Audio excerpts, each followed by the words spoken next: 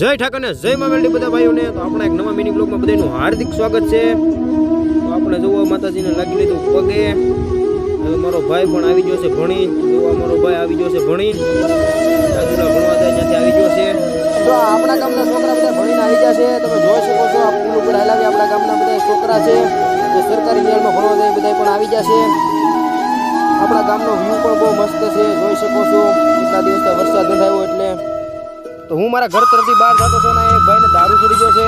તમે જોઈ શકો છો આ ભાઈને ખૂબ દારૂ પીવે છે એટલે દારૂ ચડી ગયો છે. આ ભાઈ પડી જવા આવ્યા છે. તો હવે મારા ભાઈને જવું છે ગામમાં. હું મારો ભાઈને જઉં છું ગામમાં રખડવા.